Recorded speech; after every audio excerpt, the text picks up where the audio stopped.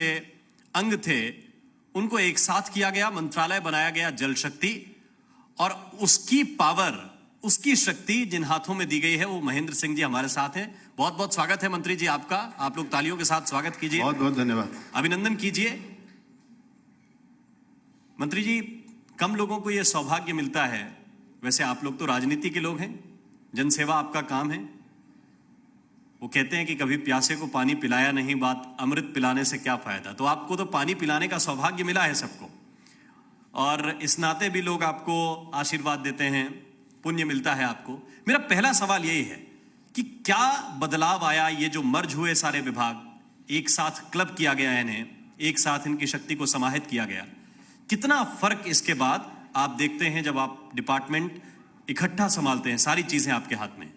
सबसे पहले तो मैं आपको अभिनंदन करना चाहूँगा कि जी उत्तर प्रदेश और उत्तराखंड ने एक बड़ा प्लेटफॉर्म हम लोगों को दिया है, जिसके माध्यम से हम जनता के बीच में अपनी बात को कह सकते हैं। और जैसा कि अभी पानी के बारे में आप कह रहे थे, रहीमन पानी राखिए बिन पानी सब सून, अब पानी गए न उबरे मोती मानस चून। तो उत्तर प्रदेश का मान सम्मान स्वाभिमान भी वापस लौटा है, लोगों के खेत तक पानी पहुंचा है, अब लोगों के घर तक पानी पहुंचाने का काम तेजी के साथ चल रहा है। तो मुझको लगता है बदलते हुए उत्तर प्रदेश में सबसे बड़ा काम अगर किसी क्षेत्र में हुआ है तो पानी के क्षेत्र में हुआ है। अब जल है तो कल है, जल है तो जीवन है। और इसलिए मैं सबसे पहले तो आदरणीय मुख्यमंत्री जी का अभिनंदन करना चाहता हूं, उनको बधाई देना चाहता हूं। भारत का पहला राज्य है जहां जल शक्ति मंत्रालय का गठित करके उन्होंने जल की महत्ता, जल का संकट और जल का समाधान, इन तीनों बिंदुओं को ध्यान में रखते हुए लोगों के बीच में, जनता के, किसानों तक, खेत तक पानी पहुंचाने का काम किया है। बहुत बढ़िया। हम 4 साल की बात कर रहे हैं। 4 साल में आपको जिम्मेदारी थोड़े से विलंब से मिली, लेकिन आपके विभाग के अगर 4-5 बड़े काम हम पूछें जो पिछली सरकार में नहीं थे, इस सरकार में आप लोगों ने करके दिखाया है, जमीन पे उतारा है, तो वो कौन सी उपलब्धियां आप गिनाएंगे? देखिए, हमको थोड़ा सा समय आप दीजिएगा, क्योंकि उपलब्धियां बहुत ज्यादा हैं, इसलिए मुझको थोड़ा सा समय देना पड़ेगा। जल शक्ति मंत्रालय के 5 कंपोनेंट हैं। नंबर 1 है सिंचाई विभाग, जो खेतों तक पानी पहुंचाते हैं। नंबर 2 है बाढ़ विभाग, जिससे हम खेतों को बचाते हैं। नंबर 3 है हमारा नमामि गंगे, जिससे हम नदियों की स्वच्छता और निर्मलता की बात करते हैं। नंबर 4 है हमारा अटल भूजल योजना, जिससे हम जल का संरक्षण करते हैं। और नंबर 5 हमारे लिए है जल जीवन मिशन, जिससे हम हर घर को नल की योजना को लागू किए हैं। तो सबसे पहले हम आपको ले चलना चाहते हैं अपने सिंचाई विभाग की तरफ, जिसमें बहुत ऐतिहासिक काम किया है। जो हमारा बाढ़ सागर परियोजना 1988 और 89 में प्रारंभ हुई थी, जिसको 95 में पूरा होना चाहिए था, उसको आदरणीय योगी आदित्यनाथ जी ने 2018 में पूरा करके किसानों को समर्पित करने का काम किया है।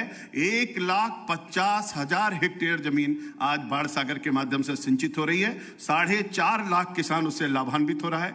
दूसरी तरफ आपको मैं ले चलना चाहता हूं बुंदेलखंड की तरफ, जहां रसिन को पूरा किया है, भवानी को पूरा किया है, ललितपुर के भंडई को पूरा किया है, चित्रकूट के चिल्लीमल को पूरा किया है, पहाड़ी को हमारे महोबा में पूरा किया है, और इसी तरह के जमुआर को पूरा किया है, जखिन को पूरा किया है। पूरे 9 बड़े कामों को बुंदेलखंड में पूरा करके कुल उत्तर प्रदेश के 4,41,000 हेक्टेयर जमीन को सिंचित करने का काम इस 4 सालों के अंदर आदरणीय मुख्यमंत्री योगी आदित्यनाथ जी ने किया है। और बड़ा काम है, मैं आपको याद दिलाना चाहता हूं और आपको थोड़ा लेकर के चलना चाहता हूं सरयू परियोजना की तरफ, जो 71 और 72 में प्रारंभ हुई थी, जिसका काम 78 और 79 में शुरू हुआ था। जो परियोजना 79 करोड़ की बनी हुई थी, उस परियोजना को पूरा होना चाहिए था 75 और 80 के बीच में। वो परियोजना 2017 तक मात्र 30% पूरा हो पाई थी।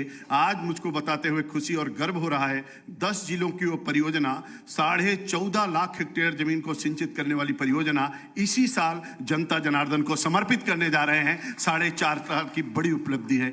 बड़ी उपलब्धि हमारी मध्य गंगा, जो हमारे अमरोहा, बिजनौर, मुरादाबाद और संभल को पूरा करने के लिए हम लोग जा रहे हैं। बड़ी परियोजना हमारी अर्जुन सहायक है, जो शुरू हुई थी आज से 32 साल पहले, उसको भी हम पूरा करके बुंदेलखंड के जनता को समर्पित करने जा रहे हैं। बड़ी बड़ी परियोजनाओं को हमने सिंचाई विभाग में पूरा किया है। 47 लाख किलोमीटर नहरों की सफाई किया है। और जब से नहर प्रणाली शुरू हुई अंग्रेजों के जमाने से लेकर के आज तक 200 सालों में 70,000 पुल बनाए गए थे। पिछले कई वर्षों में पुल टूटते रहे, आवागमन बंद होता रहा। अभी अभी आदरणीय मुख्यमंत्री जी ने 25,050 पुलों का लोकार्पण की वो शिलान्यास किया है, जिसको हम 100 दिन के अंदर पूरा करके जनता जनार्दन को समर्पित करने जा रहे हैं। 42,000 पंचायतों को कनेक्ट करेंगे। इसके माध्यम से आवागमन की सुगमता होगी, जिससे किसान अपने खेत तक पहुंच पाएगा और अपना माल बाजार तक ले जा पाएगा। तो 25,000 पुल पुलिया बनाना बहुत बड़ी बात है। अब मैं आता हूं बाढ़ की तरफ। बाढ़ में 14 और 15 में 15 लाख हेक्टेयर जमीन प्रभावित होती थी। आज योगी आदित्यनाथ जी के कामों के कारण से, योगी सरकार के कारण से आज वो घट करके 12,000 हेक्टेयर पर आ गई है। और बड़ी बात मैं आपसे कहना चाहता हूं, जो बाढ़ का काम अप्रैल और मई में शुरू होता था, लोग कहते थे पानी में बह गया, वो काम आदरणीय योगी आदित्यनाथ जी ने जनवरी में प्रारंभ कर दिया है और जनता जनार्दन को समर्पित करने जा रहे हैं। अभी 146 परियोजनाओं का हम लोगों ने शिलान्यास किया है, 170 परियोजनाओं का हम लोगों ने लोकार्पण किया है। पूरे उत्तर प्रदेश को बाढ़ से बचाने के लिए एक बड़ा अभियान चला करके ड्रेजिंग के माध्यम से नदियों को हम चैनलाइज कर रहे हैं। अब नदियों की धारा को मोड़ करके सीधा कर रहे हैं। बड़ा बेनिफिट प्राप्त हो रहा है। अब तीसरा कंपोनेंट की तरफ चलना चाहेंगे आपको, नमामि गंगे परियोजना, जो आदरणीय प्रधानमंत्री जी ने नमामि गंगे प्रारंभ किया 2014 में। 45 में से 16 परियोजनाएं पूर्ण हो चुकी हैं, 22 हमारी पूर्ण होने वाली हैं, 7 परियोजनाएं हमारे टेंडर प्रोसेस में हैं और इस तरीके से 35 बड़े घाट बनाए गए हैं। आज हमारा डीओ पूरी तरीके से बढ़ा हुआ है, बीओडी की मात्रा बढ़ी है, जिससे पूरा और कोलीफॉर्म घटा हुआ है, जिससे हमारी गंगा निर्मल हुई, अविरल हुई। और मुझको बताते हुए आपके इस चैनल के माध्यम से खुशी हो रही है कि अब गंगा में फिर से डॉल्फिन दिखने लगी हैं और जीव भी दिखने लगे हैं। इसलिए 128 वर्ष पूर्व 128 साल का नाला, जो एशिया का सबसे बड़ा नाला, जिसको हम लोग आप जानते हैं सीसामऊ का नाला, जिसको टेप किया गया, प्रधानमंत्री जी ने बैठक किया और उन्होंने वहां जाकर के फोटो भी खिंचाई। और इस तरीके से बड़ा काम एक हम लोगों ने नमामि गंगे के अभियान में भी किया है। और इसी तरीके से मैं आप अटल भूजल योजना की तरफ आना चाहता हूं। अटल भूजल योजना में 4 सालों में माननीय प्रधानमंत्री जी ने अटल जी के जन्मदिन में अटल भूजल योजना शुरू किया। 10 जिले उत्तर प्रदेश के लिए योगी आदित्यनाथ जी ने कहा 10 नहीं 75 के 75 जिले लेंगे और उत्तर प्रदेश में अटल भूजल योजना उत्तर प्रदेश उन्होंने चलाया और 75 के 75 जिलों में जल संरक्षण, जल संवर्धन, जल लोगों के घर तक पहुंचाने का काम प्रारंभ हुआ। और इसका बड़ा परिणाम है कि आज जल स्तर तेजी के साथ बढ़ रहा है और इसलिए प्रधानमंत्री जी ने आह्वान किया है।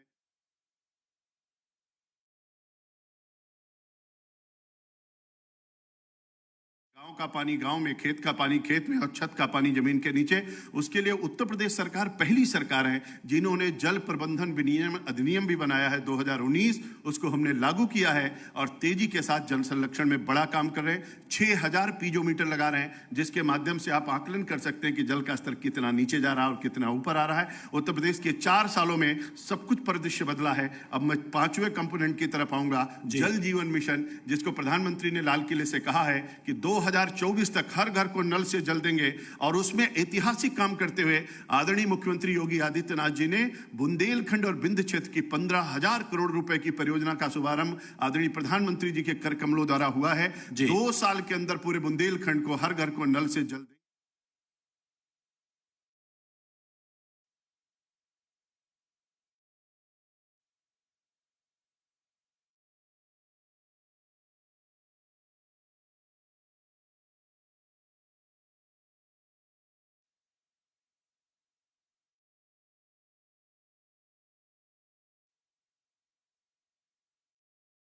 निश्चित रूप से जिस तरफ भी चल पड़ेंगे रास्ता बन जाएगा, बिल्कुल बन जाएगा। अब वो अवरोध थोड़े थोड़े लगाने पड़ेंगे, छोटे छोटे चेक डैम बनाने पड़ेंगे। चलिए बनाते हैं। सवालों का संवाद आगे बढ़ाने बहुत अच्छा कहा आपने। हमने 6,000 चेक डैम बनाया इस बार। 20,000 तालाब बनाया है, 15,000 तालाब बन रहे हैं, 5 नदियों का जीर्णोद्धार किया और 15 नदियों का जीर्णोद्धार का काम चल रहा है। इसलिए उसमें भी बहुत तेजी के साथ काम किया है, लघु सिंचाई में भी। उत्तर प्रदेश के आम नागरिक होने के नाते मेरा एक प्रश्न यह है, जैसे आपने बताया कि परियोजना 32 साल पहले शुरू हुई थी और पूरी अब हो रही है, तो इनके जो अवरोध रहे उनका कारण क्या मानते हैं? क्यों इतना विलंब चीजों में होता है कि आपने प्रोजेक्ट में पहले पैसा लगा दिया, जितना भी लगा होगा पैसा तो फंसा प्रदेश के नागरिक का, अब जाके पूरा हो रहा है, ऐसा क्यों हो रहा है? देखिए, बड़ी बात है कि उत्तर प्रदेश में वास्तव में वर्क कल्चर खत्म हो चुका था।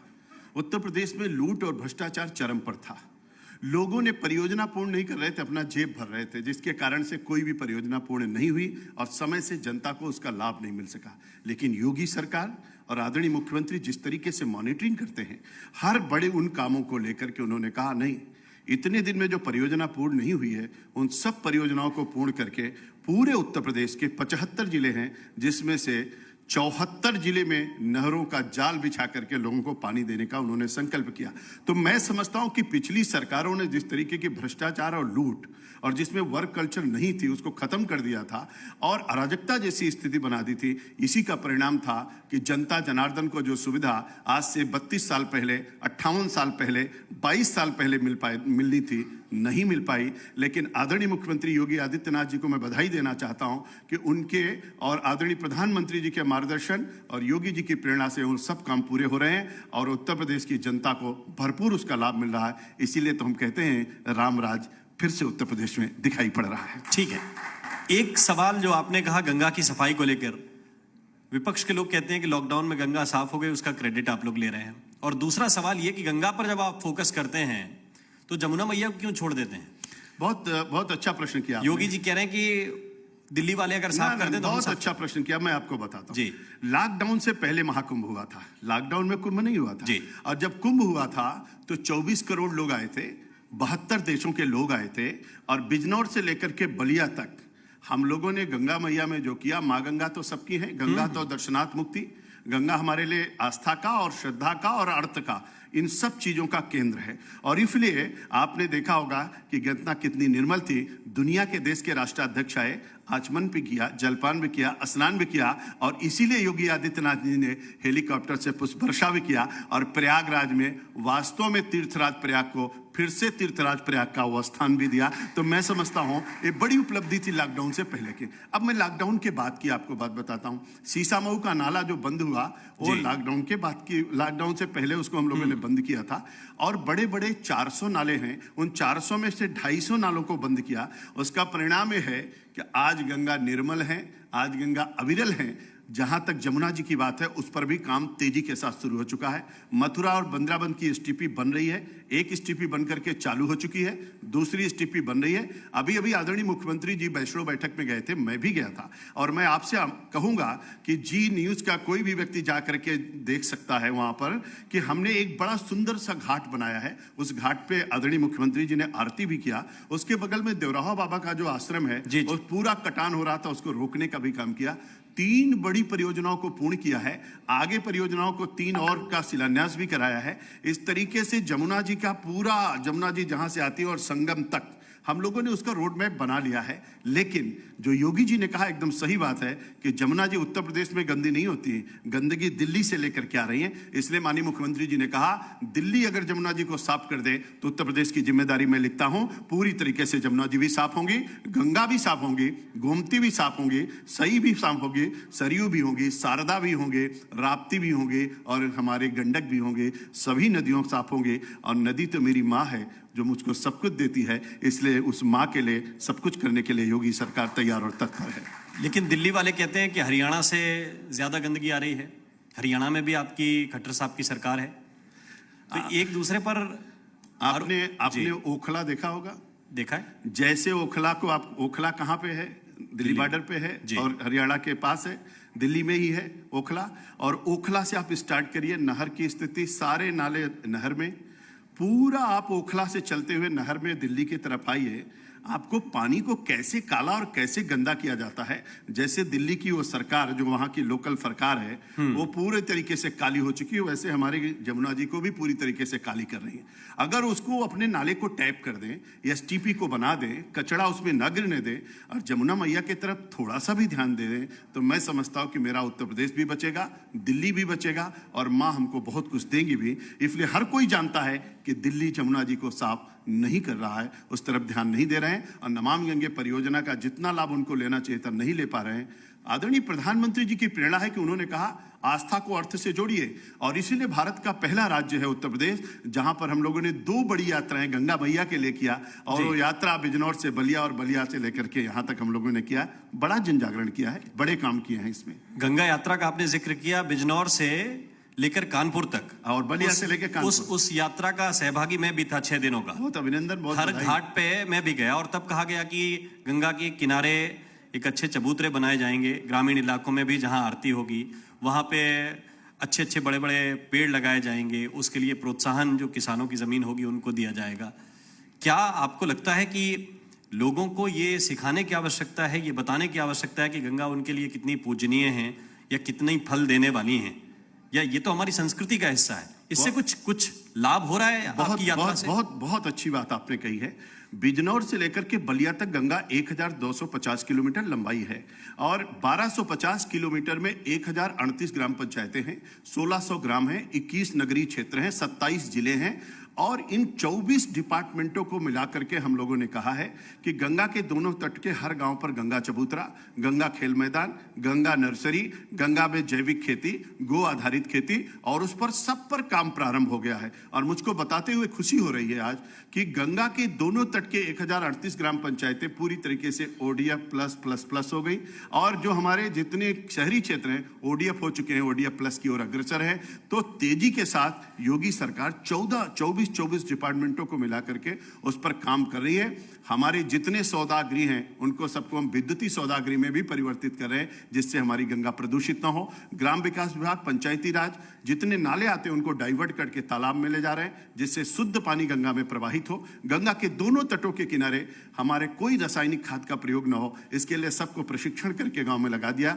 मेड़ पर पेड़ लगाने के लिए फ्री में पेड़ की व्यवस्था कर दी और खेत में अगर पेड़ लगाना है तो उस खेत की उपज अगले 5 सालों तक कितनी होगी, जब तक फलदार वृक्ष तैयार नहीं होगा, उसके लिए भी माननीय मुख्यमंत्री जी ने कहा अगले 5 साल तक आपके उपज की कीमत सरकार देगी। आप गंगा मैया को सुरक्षित भी करिए, संरक्षित भी करिए और फलदार वृक्ष लगाइए। तो प्रोत्साहन के लिए भी काम बड़ी तेजी के साथ आदरणीय योगी सरकार ने किया है, उस पर तेजी के साथ हम लोग बढ़ रहे हैं। इसलिए गंगा के लिए केवल कह नहीं रहे बल्कि कर भी रहे हैं। और सभी नदियां हमारे लिए पूजनीय हैं, ये यमुना के लिए भी होना चाहिए। बिल्कुल, ये पॉलिसी सरयू के लिए, उन्हें सरयू के बारे में तो कहते हैं कि मनवंतर सहस्त्रेस्तु काशी वासेन यत् फलम तत्फलम संवाप्नोति सरयू दर्शनम कृते। बिल्कुल, ये जब भावनाएं हैं तो ऐसी सरयू जोड़ दीजिए।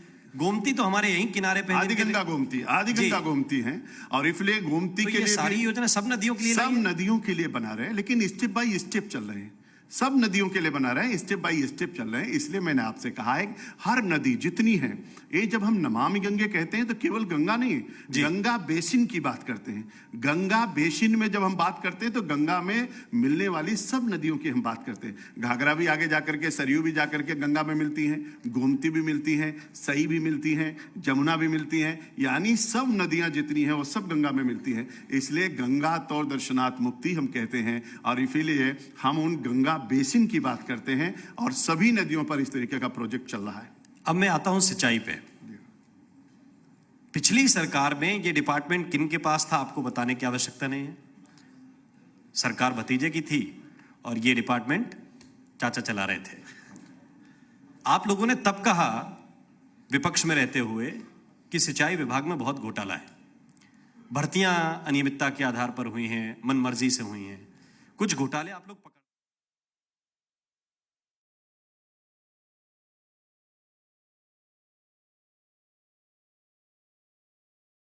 किया, वो सब उस पर कार्रवाई होगी। आपको पता होगा कि सिंचाई विभाग ने ही रिवर फ्रंट कराया, CBI हुई, अभी सबको चार्जशीट दाखिल हो गई, जेल जाने वाले हैं लोग।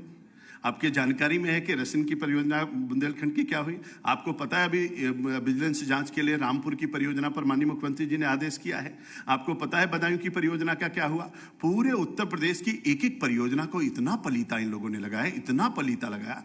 किसानों का वास्तविक अगर सबसे बड़ा दुश्मन अगर कोई है तो जो लोग बताते हैं अपने आप को कि धरती पुत्र हैं और किसानों के सहयोगी हैं, सबसे ज्यादा दुश्मनी अगर किसी ने निभाई है, तीनों ने निभाई। और इसके पहले जो भारत में बहुत दिन तक राज किया उन्होंने निभाया।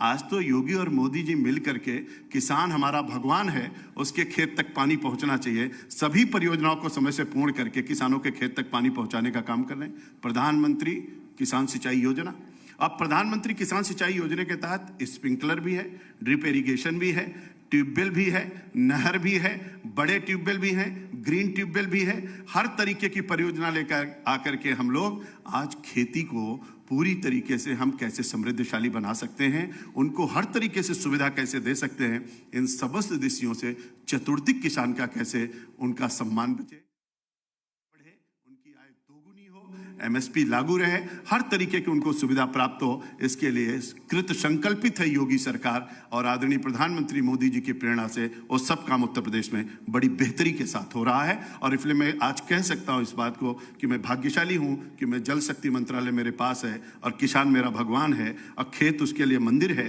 और उस खेत तक पहुंचने के लिए वो सब कुछ करता है। अन्नदाता है हमारा किसान और उसके अन्न की उपज के लिए उसको समुचित पानी मिले, इसके लिए हम व्यवस्था सुनिश्चित करा रहे हैं। एक सवाल जलस्तर को लेकर भी था। मैं चूंकि मूल रूप से बुंदेलखंड से आता हूं, इसलिए ये मैं कह सकता हूं कि पहले कुएं की व्यवस्था थी। कुएं ऐसे थे कि कुएं से खेती हो जाती थी, पूरा पानी लग जाता था, और पेयजल के लिए बावड़ियों की व्यवस्था थी। सवाल इस बात को लेकर है कि अब जलस्तर इतना नीचे चला गया कि 200-250 फीट पर भी पानी नहीं मिलता है, उससे नीचे बोरिंग करानी पड़ती है। तो वो स्थितियां कैसे सुधरेंगी, खासतौर से ऐसे रीजन में जहां पहले से ही पानी का संकट है? देखिए, दो बड़ी बातें हैं। जब देश आजाद हुआ तो पहली जनगणना 1951 और 52 में हुई, और जब पहली जनगणना हुई तो भारत की जनगणना उस समय जब हुई तो 36 करोड़ लोग थे, और 36 करोड़ के हिसाब से जो भारत में पानी उपलब्ध था उसमें 5177 घनमीटर प्रति व्यक्ति प्रति वर्ष के हिसाब से पानी था। आज की तारीख में जब हम 2011 की जनगणना को देखते हैं और 121 करोड़ पर पहुंचते हैं तो पानी घट करके आ जाता है 1821 घनमीटर प्रति व्यक्ति प्रति वर्ष की आधार पर। घटता हुआ जलस्तर और बढ़ती हुई जनसंख्या, इन दोनों के बीच में इंक्रोचमेंट, कुओं का पटना, ये सब दुर्भाग्य की स्थिति थी। आज हम उन कुओं को जिंदा कर रहे हैं। जो कुएं सीधे पाताल से कनेक्ट थे, जिसमें वाटर रिचार्जिंग का सबसे बड़ा स्रोत था, मुसरा फूटता था, पानी बरसता था, सीधे जमीन के अंदर पानी जाता था, अब हम कुएं की छू ही नहीं बना रहे हैं, जगत ही नहीं बना रहे हैं, बल्कि कुएं को जिंदा कर रहे हैं, उसकी मिट्टी निकाल करके फिर से पाताल से उसका कनेक्शन कर रहे हैं, जिससे हम वाटर रिचार्जिंग कर पाए। मैं आपको बताना चाहता हूं, अभी जो नियम हमने बनाया उसमें कहा है inter college, degree college, medical college, engineering college, any type of college, चाहे गवर्नमेंट कॉलेज या निजी कॉलेज हो, उनको सबको रेन वाटर हार्वेस्टिंग सिस्टम अनिवार्य रूप से लगाना ही पड़ेगा, बिना उसके उनको मान्यता नहीं मिलेगी। दूसरा, इसके साथ एक बड़ा काम हम लोगों ने किया है कि अभी हम लोगों ने कहा कि जितने भी सरकारी बिल्डिंगें हैं उन पे सब पे रेन वाटर अनिवार्य कर दिया है, रेन वाटर हार्वेस्टिंग सिस्टम उनको लगाना पड़ेगा। इसके साथ हम लोगों ने और कहा है कि जो लोग जल को प्रदूषित करेंगे उनके ऊपर सजा भी होगी। तीसरा, हम लोगों ने कहा है छत का पानी नीचे जाए, इसके लिए हम लोग आंदोलन छेड़ रहे हैं कि हर कोई अगर समरसेबुल लगा सकता है तो रेन वाटर हार्वेस्टिंग सिस्टम भी लगाए, जिससे छत का पानी नीचे भी ले जा सके। बड़ी बात है कि हम लोगों ने ये भी कहा है कि जितने भी सरकारी बिल्डिंग है, चाहे थाना हो, चौकी हो, CDO office, BDO office, DM office, state office, central office, कोई भी भवन होगा, उनको सबको रेन वाटर हार्वेस्टिंग सिस्टम लगाना पड़ेगा। और इसी के साथ साथ हम लोगों ने और भी एक आह्वान किया है, लोगों से कहा है कि हर एक बूंद जल हम कैसे बचा सकते हैं, गांव का पानी गांव में, खेत का पानी खेत में और छत का पानी जमीन के नीचे कैसे ले जा सकते हैं, इन सब पर उत्तर प्रदेश सरकार, योगी सरकार बहुत बड़ा काम कर रही है। आदरणीय प्रधानमंत्री जी की प्रेरणा है। अभी प्रधानमंत्री जी ने मन की बात में, अभी जो मन की बात उन्होंने कही उसमें उन्होंने जल संरक्षण के लिए पूरे देश का आह्वान किया है। मैं अभिनंदन करना चाहता हूं आदरणीय प्रधानमंत्री जी का, जो जल पर इतना बड़ा जोर दे रहे हैं। निश्चित रूप से हम लोग उत्तर प्रदेश का भी जल स्तर ऊंचा करेंगे। जो डार्क जोन में हमारे ब्लॉक चले गए हैं उनको हम सेफ जोन में लाएंगे और उत्तर प्रदेश की जनता को शुद्ध पेयजल मिल सके, इसकी व्यवस्था भी सुनिश्चित करेंगे। तो हम जल का संरक्षण, जल का संवर्धन और शुद्ध पेयजल लोगों के खेत और घर तक पहुंचाने का काम करेंगे। उत्तर प्रदेश भारतीय जनता पार्टी संगठन के प्रदेश अध्यक्ष स्वतंत्र देव सिंह जी भी हमारे बीच आ गए हैं। बहुत बहुत स्वागत है आपका। और जैसा नाम है वैसे काम भी है स्वतंत्र जी का। पूर्वांचल हो या बुंदेलखंड, क्षेत्र के बंधन में नहीं है, स्वतंत्र चलते रहते हैं। लेकिन मेरा आखिरी सवाल आपसे यह है कि सिंचाई विभाग की बहुत सी जमीन ऐसी है जिस पर या तो कब्जा हो गया या कब्जा करने की कोशिश होती रहती है। कई इलाकों के तालाब ऐसे हैं जिनका आकार धीरे धीरे सिमटता गया, वहां कॉलोनियां काट दी गई या काटी जा रही हैं। तो सवाल यह है कि ऐसे अवैध कब्जे को कैसे रोक रहे हैं, इसके लिए क्या कार्य योजना है? योगी सरकार जब से आई है, इसके पहले 40,000 हेक्टेयर जमीन सिंचाई विभाग के अवैध कब्जे में गई। और जिन लोगों ने अवैध कब्जा कराया, जिन लोगों ने संरक्षण दिया, मैं उनका नाम अब लेना नहीं चाहता हूं, आप समझ गए होंगे। लेकिन आज जब से सरकार आई है 2000 हेक्टेयर जमीन हमने खाली करा दिया है। और यहीं पीजीआई के सामने अगर आप जाके देखेंगे तो एक बड़ी सी बाउंड्री हमने बनवाई है खाली करा के, जो 32 साल से कब्जे में थी। इसी तरीके से दिल्ली से लेकर के पूर्वांचल तक, उत्तराखंड से लेकर के राजस्थान के बॉर्डर तक, जहां कहीं भी अवैध कब्जा है हम उसका सब पर कार्रवाई कर रहे हैं, कोई बचेगा नहीं। मैं 5 इस पे इंजीनियर को जेल भेज चुका हूं, एक बड़े बिल्डर्स को भी जेल भेज चुका हूं, कोई बचने वाला नहीं है। जितनी जमीन अवैध कब्जे में गई है उसको छुड़वाएंगे भी, और जिन्होंने कब्जा कराया उनको जेल भी भिजवाएंगे। ये योगी सरकार है, एक कब्जा कराती नहीं, एक कब्जा मुक्त कराती है। इसलिए पूरे उत्तर प्रदेश में बृहद स्तर पर इस पर भी कार्रवाई चल रही है। बहुत बहुत शुक्रिया, बहुत बहुत धन्यवाद Thank मंत्री you, जी, बहुत हमसे धन्यवाद। संवाद करने के लिए, कार्यक्रम में शरीक होने के लिए आपका बहुत बहुत शुक्रिया। Thank you. बहुत बहुत धन्यवाद मान्यवर, बहुत बहुत शुक्रिया राम मोहन शर्मा।